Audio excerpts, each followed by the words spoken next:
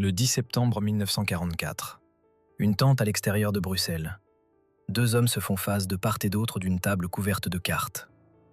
L'un d'eux vient d'exiger le contrôle total de l'ensemble de l'effort de guerre allié. L'autre est sur le point de dire quelque chose qui décidera de la façon dont la Seconde Guerre mondiale se terminera. Bernard Montgomery vient de dire à Dwight Eisenhower qu'il veut chaque gallon de carburant, chaque balle, chaque camion de ravitaillement sur le front occidental détourné vers ses forces britanniques. Il veut que les armées américaines s'arrêtent net. Il veut qu'Eisenhower choisisse la Grande-Bretagne plutôt que l'Amérique. Et il le fait en se tenant sur un sol belge que le sang américain vient de payer. Le commandant suprême de toutes les forces alliées en Europe le fixe du regard. Ce qu'Eisenhower dira dans les 60 prochaines secondes permettra soit de gagner la guerre avant Noël, soit de déchirer l'alliance et de la perdre complètement. Voici ce qu'Eisenhower a dit lorsque Montgomery a exigé toutes les fournitures. Le 25 août 1944, Paris tombe. La plus grande opération militaire de l'histoire de l'humanité vient de percer les défenses allemandes et d'accomplir quelque chose que personne n'avait prédit. L'avancée alliée de la Normandie à la frontière allemande se déroule si rapidement que les officiers de ravitaillement perdent la trace de leurs propres unités de première ligne. La 3e armée parcourt 400 miles en 26 jours. La 2e armée britannique avance de 250 miles en 3 semaines. Les forces allemandes s'effondrent à travers la France. Les rapports de renseignement estiment que la Wehrmacht a perdu 500 000 hommes depuis le jour J. La route vers Berlin semble grande ouverte. Puis les camions tombent en panne d'essence. Le 2 septembre 1944, la 3e armée de Patton s'immobilise à 40 miles de la frontière allemande. Non pas à cause de la résistance ennemie, mais parce que leurs dépôts de carburant sont vides. Ces commandants de chars regardent les forces allemandes battre en retraite de l'autre côté de la frontière et ne peuvent pas les poursuivre. Ils sont assis dans des blindés immobiles, brûlant de frustration, tandis que l'ennemi s'échappe. Le problème est une question de mathématiques simples et de physique brutale. Les lignes de ravitaillement alliées s'étendent sur 450 miles depuis les plages de Normandie jusqu'au front. Chaque gallon de carburant, chaque obus d'artillerie, chaque boîte de conserve parcourt cette distance en camion. Et ces camions brûlent le carburant qu'ils essaient de livrer. Le Red Bull Express fonctionne 24 heures sur 24. 6000 camions conduits principalement par des unités d'intendance afro-américaines transportent les fournitures à toute vitesse sur des autoroutes à sens unique. Ils déplacent 12 000 tonnes par jour. Les armées ont besoin de 20 000. Les calculs ne fonctionnent pas. La capacité portuaire est le point d'étranglement. Cherbourg est endommagé, Le Havre est endommagé, Anvers est capturé, mais ces approches sont toujours tenues par les Allemands. Tout passe encore par les plages de Normandie, où tout a débarqué le jour J. 3 mois d'avancée explosive ont étiré la chaîne logistique au-delà du point de rupture. Montgomery voit une opportunité là où d'autres voient une crise. La 2e armée a traversé la Belgique. Bruxelles est libérée. Les Britanniques sont à 280 miles plus près de Berlin qu'ils ne l'étaient 3 semaines auparavant. Et Montgomery croit que s'il obtient toutes les fournitures, toute la priorité, tout le soutien, il peut mettre fin à cette guerre en quelques semaines. Le 4 septembre, Montgomery envoie un message au quartier général d'Eisenhower. Le langage est poli, l'exigence est totale. Lui donner la priorité de ravitaillement pour une poussée concentrée à travers la Belgique et la Hollande jusqu'au cœur industriel de la Ruhr en Allemagne. Arrêter les avancées américaines, tout donner à son front étroit, atteindre Berlin avant Noël. Sa logique est séduisante. Un seul coup concentré pourrait briser les défenses allemandes avant qu'elles ne puissent se réorganiser. Les avancées sur un large front donnent à l'ennemi le temps d'établir de nouvelles lignes. La vitesse et la masse en un point pourraient accomplir ce que des attaques dispersées sur 400 miles ne peuvent pas. Eisenhower lit la proposition. Il voit l'attrait stratégique. Il voit aussi la mine politique. Les forces américaines sont 2 fois plus nombreuses que les forces britanniques sur le front occidental. La production américaine fournit 70% du matériel allié. Et Montgomery veut qu'Eisenhower dise aux commandants américains que leurs armées doivent cesser d'avancer pour que les forces britanniques puissent tout avoir. Le commandant suprême gère cette coalition depuis 2 ans. Il connaît les tensions invisibles. Les généraux britanniques en veulent à l'inexpérience américaine. Les commandants américains s'irritent de la prudence britannique. Churchill observe chaque décision à travers le prisme de la préservation de l'Empire. Les généraux de Roosevelt répondent à un public qui ne veut pas que les garçons américains meurent pour la gloire britannique. Montgomery ne voit pas ces réalités, ou ne s'en soucie pas. Il voit la logique militaire pure et simple. Son plan pourrait fonctionner. Il pourrait gagner la guerre. et quelqu'un doit avoir le courage de faire le choix difficile. Il pousse plus fort. Si vous voulez voir comment cela se termine, appuyez sur le bouton j'aime dès maintenant. Cela aide vraiment ces histoires à survivre. La confrontation s'intensifie. Le 5 septembre, Montgomery se rend en avion au quartier général d'Eisenhower. Le commandant suprême n'est pas là. Il est à Granville, en France, soignant une blessure au genou suite à un atterrissage d'urgence. Montgomery est irrité par le retard, mais envoie un autre message. Celui-ci est plus direct. Nous avons maintenant atteint un stade où une poussée vraiment puissante et vigoureuse vers Berlin est susceptible d'y arriver, et ainsi de mettre fin à la guerre allemande. Il veut commander cette poussée personnellement. Il veut que la 3e armée de Patton soit arrêtée. Il veut que la 9e armée de Simpson soit arrêtée. Il veut que chaque camion de ravitaillement soit redirigé vers le nord, vers la 2e armée britannique et la 1re armée américaine sous son contrôle opérationnel. Il veut qu'Omar Bradley, le commandant des forces terrestres américaines, soit subordonné à la direction stratégique britannique. Les officiers d'état-major d'Eisenhower lisent ce message avec une inquiétude croissante. Montgomery propose une réorganisation du commandement qui placerait les généraux britanniques à la tête de l'invasion pour laquelle ils se battent tous. 2 mois après que des Américains sont morts par milliers sur Omaha Beach, les implications politiques sont stupéfiantes. Les journaux américains exploseraient. Le Congrès exigerait des explications. La coalition qui tient ensemble depuis 1941 pourrait se fracturer sur cette seule décision. Mais l'argument stratégique de Montgomery a du mérite. De multiples rapports de renseignement confirment que les forces allemandes sont désorganisées. La redoutable Wehrmacht qui a conquis la France en 1940 n'est plus que l'ombre d'elle-même. Les pénuries de carburant affligent les blindés allemands.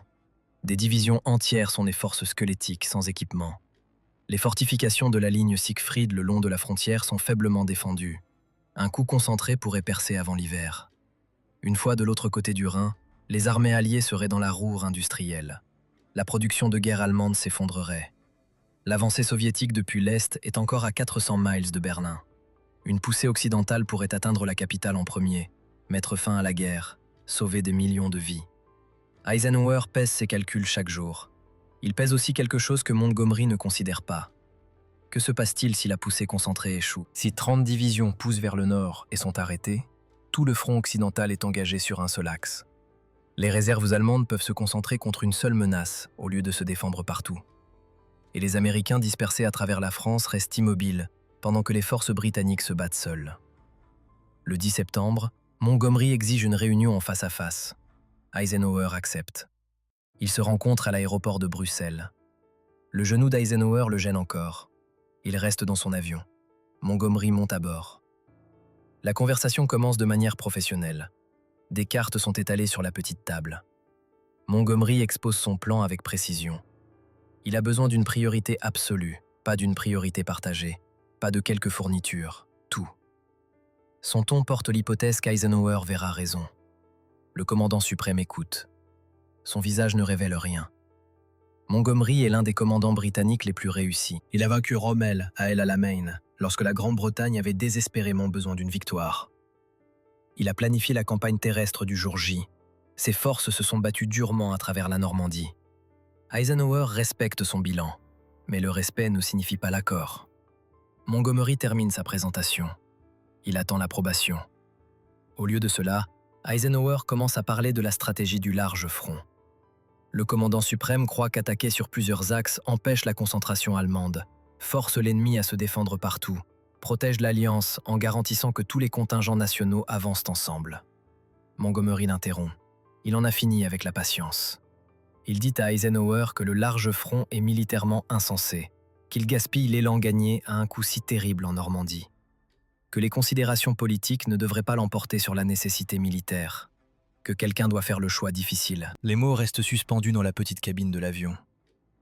Nécessité militaire, choix difficile. Quelqu'un doit décider. Montgomery vient de dire au commandant suprême des forces alliées qu'il manque de courage pour prendre des décisions difficiles, qu'il laisse la politique l'emporter sur la stratégie, qu'il prolonge la guerre. Le point de rupture. L'expression d'Eisenhower change. Les personnes qui ont servi sous ses ordres l'ont rarement vu en colère. Il gouvernait par la patience, par la recherche du consensus, en maintenant l'alliance fractieuse ensemble grâce à des relations personnelles et une diplomatie prudente. Tout son style de commandement était construit sur le fait de faire en sorte que les commandants britanniques et américains se sentent entendus. Montgomery vient de tout remettre en question. Le commandant suprême se penche en avant. Sa voix reste calme, Mais tout le monde dans l'avion sent la température chuter. Il dit à Montgomery que la situation d'approvisionnement est temporaire, que l'ouverture d'Anvers résoudra la crise logistique, qu'aucune poussée unique ne recevra la priorité au détriment de toutes les autres. La stratégie du large front n'est pas sujette à débat. Montgomery riposte. Il soutient que l'opportunité est maintenant. Qu'attendre Anvers signifie attendre des semaines pendant que les défenses allemandes se solidifient. Que la force concentrée bat l'avancée dispersée à chaque fois dans l'histoire militaire. Sa logique tactique est solide, sa vision stratégique est claire. Et Eisenhower en a assez. Du calme, Monty. Eisenhower dit « Tu ne peux pas me parler comme ça, je suis ton chef ». 6 mots prononcés calmement dans un avion de transport militaire en Belgique. Le commandant suprême vient de rappeler au commandant de terrain le plus haut gradé de Grande-Bretagne qu'il existe une chaîne de commandement et qu'elle passe par une seule personne. Le moment cristallise tout ce qui concerne cette alliance. La Grande-Bretagne est entrée dans cette guerre en 1939, s'est battue seule pendant 1 an après la chute de la France, a perdu 60 000 civils lors des bombardements allemands, a contribué à la planification, au renseignement et à l'expérience qui ont rendu le jour J possible. Et maintenant, un général américain avec moins d'expérience au combat que Montgomery lui dit non. Mais le grade militaire est absolu. Eisenhower commande. Montgomery ne commande pas. L'organigramme est clair. Même lorsque les personnalités s'affrontent, Montgomery absorbe la réprimande. Il change de tactique. Au lieu de tout exiger, il propose l'opération Market Garden, un assaut aéroporté audacieux pour s'emparer des ponts à travers les rivières et canaux de Hollande. Ouvrir un corridor pour que les forces terrestres percent jusqu'à la Ruhr. Pas tout à fait la poussée complète qu'il voulait, mais assez proche. Eisenhower considère cela. C'est ambitieux. Cela implique de larguer 3 divisions aéroportées à 60 miles derrière les lignes ennemies. Ils devront tenir plusieurs ponts jusqu'à ce que les forces terrestres puissent les relever. Le plan nécessite une coordination précise, un timing parfait et suffisamment de fournitures pour soutenir l'opération tout en maintenant la pression ailleurs. Le commandant suprême accepte. Market Garden obtient la priorité. Montgomery recevra des fournitures supplémentaires, y compris des divisions aéroportées américaines, mais la 3e armée de Patton continue d'avancer dans le sud. Les forces de Bradley poursuivent les opérations dans leur secteur. Le large front continue. Montgomery accepte ce compromis. Il croit qu'une fois que Market Garden réussira, une fois que les blindés britanniques auront traversé le Rhin et menaceront la Ruhr, Eisenhower devra tout déplacer vers le nord. C'est la percée qui prouve la doctrine de la poussée concentrée. Après le succès de Market Garden, l'argument est terminé. Le 17 septembre 1944, 20 000 parachutistes se larguent en Hollande. Le 33e corps britannique commence sa poussée vers le nord le long d'une seule autoroute. La plus grande opération aéroportée de l'histoire est en cours. La justification de Montgomery est à 60 miles. Quand les plans rencontrent la réalité, la 82e aéroportée sécurise les ponts à Nimègue après de violents combats. La 101e aéroportée prend les objectifs autour d'Eindhoven, malgré de lourdes pertes. La première division aéroportée britannique atterrit à Arnhem, le pont le plus éloigné, et rencontre immédiatement des problèmes. La résistance allemande est plus forte que prévu. Le renseignement a manqué 2 divisions Panzer SS en cours de reconstitution dans la région d'Arnhem. Les parachutistes britanniques atterrissent à 8 miles de leur objectif, au lieu de directement dessus. L'équipement radio tombe en panne. Les largages de ravitaillement manquent leur cible, et la seule autoroute que le 33e corps doit emprunter pour les atteindre devient un stand de tir. Le 20 septembre, les forces britanniques à Arnhem sont encerclées. Elles tiennent un périmètre autour de l'extrémité nord du pont, mais ne peuvent pas percer. Le 33e corps est bloqué à 11 miles au sud. L'artillerie allemande pilonne l'autoroute. Chaque véhicule détruit bloque l'avancée. Le plan qui semblait brillant sur les cartes se vide de son sang dans les terres agricoles néerlandaises. Le 25 septembre, l'opération Market Garden se termine. La première division aéroportée britannique évacue de l'autre côté du Rhin. Elle a perdu 1485 tués, 6414 capturés. Les divisions aéroportées américaines ont subi plus de 3500 pertes. Les ponts étaient censés ouvrir une autoroute vers la Ruhr. Au lieu de cela, ils ont prouvé que les poussées concentrées en territoire fortifié, sans supériorité absolue en matière d'approvisionnement, échouent. Montgomery n'admet jamais que Market Garden était une erreur. Il soutient que c'était un succès à 90%, que cela a sécurisé un territoire important, que cela aurait fonctionné avec plus de fournitures, plus de soutien et plus de priorité. Ses rapports à Londres mettent l'accent sur les gains, tout en minimisant les pertes. Eisenhower ne dit rien publiquement, en privé. Il note que la poussée concentrée que Montgomery a exigée si vigoureusement vient de coûter 10 000 pertes alliées et n'a atteint aucun de ses objectifs stratégiques. La stratégie du large front, qui était censée gaspiller les opportunités, continue de progresser sur plusieurs axes, et les fournitures que Montgomery disait devoir aller entièrement à son commandement soutiennent des avancées qui réussissent réellement. Octobre 1944. Les approches d'Anvers sont toujours contestées. La première armée canadienne mène des batailles brutales à travers des polders inondés pour dégager l'estuaire de l'Escaut. Le port n'ouvrira qu'en novembre. Les problèmes d'approvisionnement continuent. Chaque commandant veut la priorité. Chaque avancée se dispute des ressources limitées. Montgomery soumet une autre proposition, une autre poussée concentrée. Un autre argument selon lequel les considérations politiques empêchent la victoire militaire. Eisenhower lit ces messages avec une patience décroissante. L'Alliance a besoin d'unité. Montgomery fournit une friction constante. La bataille des Ardennes. Le 16 décembre 1944. Les forces allemandes lancent une contre-offensive massive à travers les Ardennes. 3 armées allemandes frappent un secteur faiblement défendu des lignes américaines. Surprise totale. Choc total. L'attaque exploite la vulnérabilité exacte que crée la doctrine de la poussée concentrée. Alors que Montgomery voulait tout concentrer au nord, le large front d'Eisenhower a maintenu les forces distribuées. Maintenant, ces forces distribuées font face au dernier pari d'Hitler. La percée allemande initiale est catastrophique. Les unités américaines sont encerclées, dispersées et détruites. Des régiments entiers disparaissent dans les forêts hivernales. L'attaque s'enfonce de 50 miles dans les lignes alliées. Pendant 48 heures, la situation semble désespérée. Eisenhower répond avec la flexibilité que permet la stratégie du large front. Il déplace les réserves des secteurs calmes vers le saillant. La 3e armée de Patton pivote de 90 degrés vers le nord en 48 heures et attaque le flanc allemand. Les forces britanniques se déplacent vers le sud pour bloquer toute percée vers Anvers. Les forces distribuées que Montgomery a critiquées deviennent la réserve mobile qui contient la crise. Le 20 décembre, Eisenhower prend une décision controversée. Il place temporairement les forces américaines au nord de la percée sous le commandement de Montgomery. Le front est divisé. Le quartier général de Bradley, au sud du saillant, ne peut pas communiquer de manière fiable avec les forces au nord. Montgomery peut coordonner la réponse du nord plus rapidement. C'est une nécessité tactique. C'est aussi politiquement explosif. Les unités américaines qui se sont battues depuis la Normandie reçoivent maintenant des ordres du commandant britannique qui vient d'échouer à Market Garden. Montgomery gère cela avec prudence au début. Il coordonne la défense. Il positionne les réserves britanniques. Il s'assure que les fers de lance allemands ne peuvent pas atteindre Anvers. La situation se stabilise. À Noël, l'offensive allemande est contenue. En janvier, elle s'effondre. Puis Montgomery tient une conférence de presse. Le 7 janvier 1945, Montgomery dit aux journalistes qu'il a pris le commandement des forces américaines au nord du saillant et dirigé la victoire défensive. Ces mots impliquent que le leadership britannique a sauvé des unités américaines désorganisées.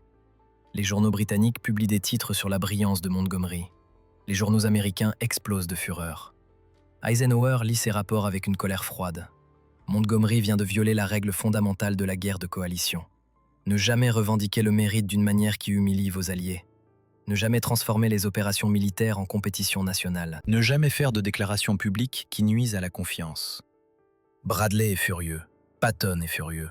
Les commandants américains qui ont souffert pendant les combats des Ardennes exigent qu'Eisenhower retire Montgomery du commandement. La crise politique que les demandes d'approvisionnement initiales de Montgomery auraient pu causer se produit maintenant de toute façon à cause de ses relations publiques.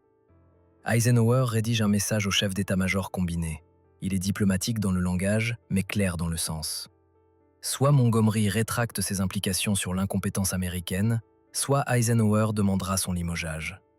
Le commandant suprême est prêt à forcer la Grande-Bretagne à choisir entre Montgomery et l'Alliance. Churchill intervient. Le Premier ministre comprend ce que les officiers d'état-major d'Eisenhower savent déjà. La Grande-Bretagne est maintenant le partenaire junior. Des forces américaines, la production américaine et la logistique américaine dominent le front occidental. Si cela devient un choix entre la fierté britannique et l'unité alliée, la Grande-Bretagne perd. Churchill fait pression sur Montgomery pour qu'il s'excuse. Montgomery publie une clarification. C'est réticent. C'est minimal, mais c'est suffisant pour empêcher une rupture ouverte. La crise passe. L'Alliance tient et Montgomery n'apprend rien. Janvier 1945. Les forces alliées éliminent le saillant des Ardennes et reprennent leur avancée vers l'Allemagne. La stratégie du large front que Montgomery a critiquée pendant 6 mois a survécu à son plus grand test. Les forces distribuées ont fourni la flexibilité nécessaire pour contenir la catastrophe et contre-attaquer depuis plusieurs directions. Montgomery propose une autre poussée concentrée.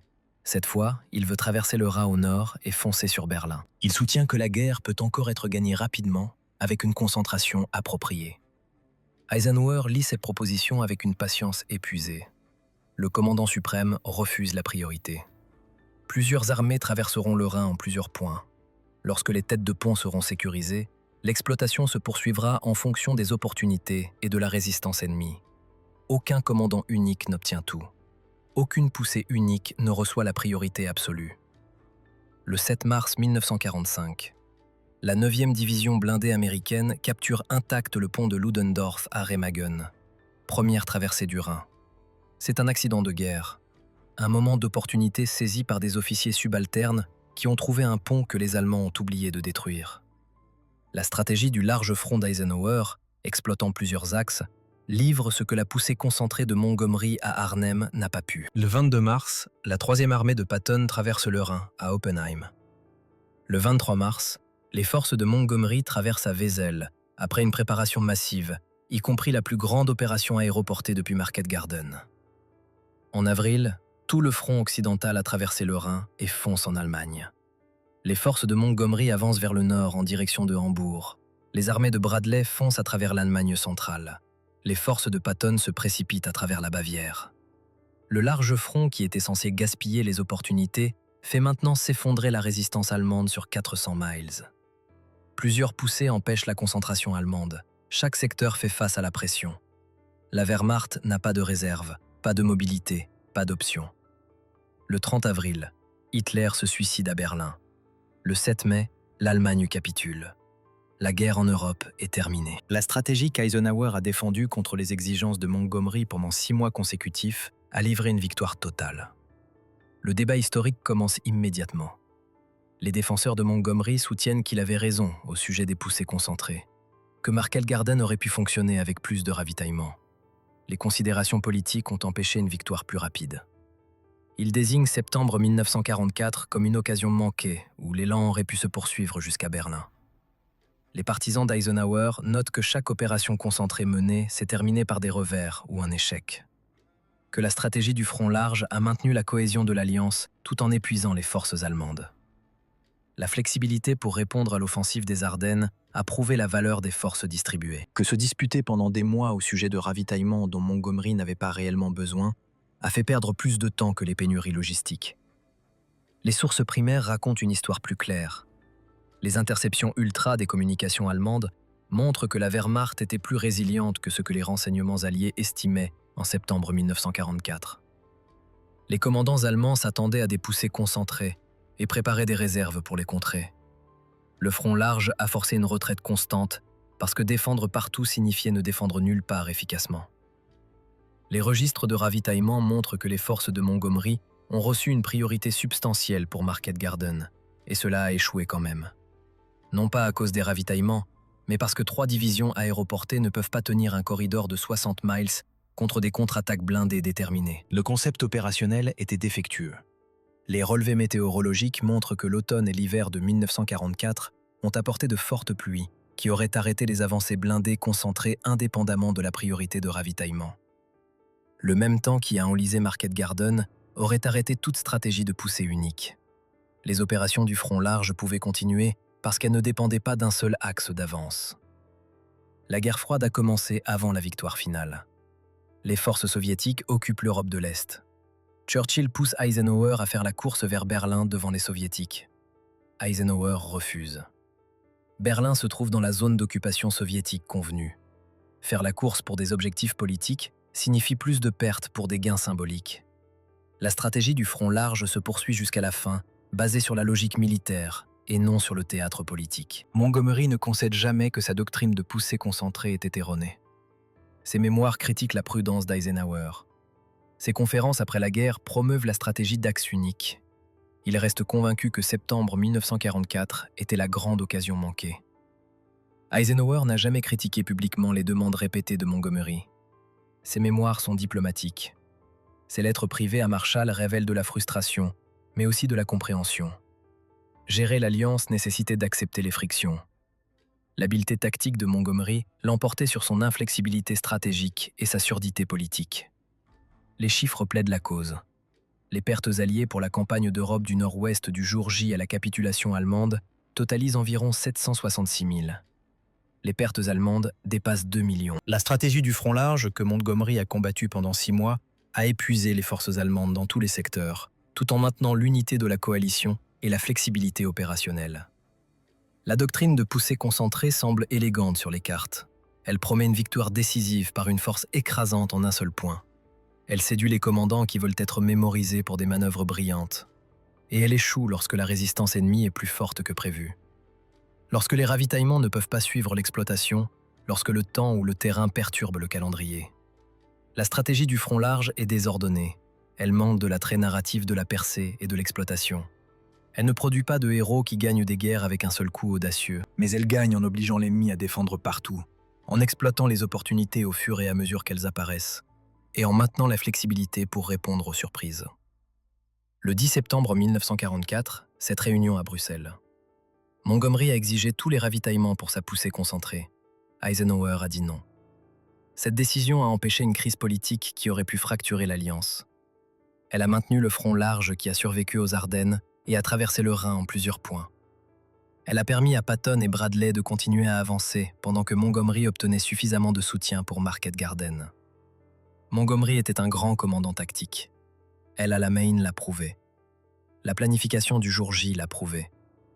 Mais la stratégie exige plus que le génie tactique. Elle exige de comprendre la logistique, la politique, la dynamique de coalition et la réalité que les guerres sont gagnées par les nations, non par des commandants individuels. Eisenhower comprenait tout cela. Sa patience face aux exigences de Montgomery, son refus de briser l'alliance à cause de débats stratégiques et son insistance à maintenir à la fois l'efficacité militaire et la cohésion politique ont livré la victoire, non pas la victoire dramatique que Montgomery promettait. La victoire épuisante, complète, totale, qui a mis fin à l'Allemagne nazie. Le commandant suprême n'a jamais obtenu la gloire d'une seule percée dramatique. Il a obtenu quelque chose de mieux. Il a maintenu l'Alliance unie pendant 2 ans de friction constante. Il a équilibré la confiance américaine avec l'expérience britannique. Il a absorbé les critiques de subordonnés qui pensaient pouvoir faire son travail mieux. Et il a pris les décisions qui ont gagné la guerre. Ce qu'Eisenhower a dit, lorsque Montgomery a exigé tous les ravitaillements, était simple. « Du calme, Monty. Vous ne pouvez pas me parler comme ça. Je suis votre chef. » 6 mots qui définissent la relation entre la politique de coalition et la stratégie militaire. Montgomery voulait être le général qui a gagné la Seconde Guerre mondiale avec une seule poussée audacieuse. Eisenhower comprenait que gagner nécessitait de maintenir l'Alliance unie, de maintenir la flexibilité opérationnelle et d'épuiser l'ennemi dans tous les secteurs jusqu'à ce que l'effondrement soit inévitable. L'histoire a prouvé qu'Eisenhower avait raison. Pas immédiatement, pas dramatiquement, mais complètement. La stratégie du front large qu'il a défendue contre 6 mois de pression du commandant de terrain le plus célèbre de Grande-Bretagne a livré une victoire totale. La poussée concentrée que Montgomery exigeait a échoué à Market Garden et aurait échoué en septembre pour les mêmes raisons. Ravitaillement, météo, résistance allemande et complexité opérationnelle. Le grand essai de la Seconde Guerre mondiale n'est pas ce qui aurait pu se passer si Montgomery avait obtenu sa poussée concentrée. Les preuves sont claires. Cela aurait échoué comme Market Garden a échoué. Le grand essai est ce qui se serait passé si Eisenhower avait brisé l'alliance pour donner à Montgomery ce qu'il exigeait. L'opinion publique américaine se serait retournée contre la guerre européenne. Le gouvernement de Churchill aurait fait face à des critiques pour avoir subordonné les forces américaines au commandement britannique. L'unité qui a soutenu l'alliance à travers les désaccords et les revers se serait fracturée, et l'Allemagne, même en effondrement, aurait pu trouver un répit dans la désunion alliée. Eisenhower a empêché cela, non pas avec une confrontation dramatique, non pas en relevant Montgomery ou en faisant des menaces, mais en étant absolument clair sur qui commandait et quelle stratégie serait suivie. Du calme, Monty. Vous ne pouvez pas me parler comme ça. Je suis votre chef. Le leadership dans la guerre de coalition exige de la patience, de la diplomatie et la volonté d'absorber les critiques de subordonnés qui croient savoir mieux. Il exige aussi l'acier pour dire non lorsqu'un compromis sacrifierait la cohérence stratégique ou l'unité politique. Eisenhower a équilibré tout cela pendant 2 ans. Cet équilibre a gagné la guerre. Montgomery a exigé des ravitaillements parce qu'il croyait qu'une force concentrée gagne les guerres. Eisenhower a refusé les ravitaillements parce qu'il savait que les coalitions gagnent les guerres. Les deux étaient des professionnels militaires, argumentant leur doctrine stratégique basée sur le jugement professionnel. Un seul comprenait que la Seconde Guerre mondiale n'était pas un problème tactique à résoudre avec le génie opérationnel. C'était un défi politico-militaire qui nécessitait de maintenir l'Amérique, la Grande-Bretagne et toutes les nations alliées engagées dans la victoire totale. Ce qu'Eisenhower a dit était plus qu'une réprimande à un subordonné difficile. C'était une déclaration sur la façon dont les démocraties mènent les guerres, non pas par le génie autocratique, non pas par le génie individuel, mais par la force de coalition, l'effort coordonné et la patience d'épuiser les ennemis qui ne peuvent pas égaler la production industrielle ou la pression opérationnelle soutenue. L'histoire de cette confrontation à Bruxelles est significative parce qu'elle révèle les tensions invisibles qui ont façonné l'issue de la Seconde Guerre mondiale. Les opérations militaires que tout le monde célèbre se sont produites à cause de décisions politico-militaires. Personne ne remarque que cela a soutenu l'Alliance qui a rendu ces opérations possibles. Bernard Montgomery était un commandant tactique brillant qui n'a jamais compris la stratégie. Dwight Eisenhower était un commandant tactique décent qui a maîtrisé la stratégie. En septembre 1944, lorsque Montgomery a exigé tous les ravitaillements et qu'Eisenhower a dit non, le commandant suprême a pris la décision qui a conduit à la victoire totale 8 mois plus tard. D'où regardez-vous? Et voici ce que je veux savoir. Si vous aviez été à la place d'Eisenhower face à la pression d'un commandant britannique plus expérimenté qui avait un plan qui pourrait fonctionner, auriez-vous donné à Montgomery ce qu'il exigeait ou auriez-vous pris la même décision qu'Eisenhower a prise? Faites-le moi savoir dans les commentaires. Grâce à vous, le leadership stable d'Eisenhower et les millions qui ont servi sous son commandement dans la plus grande coalition militaire de l'histoire ne seront jamais oubliés.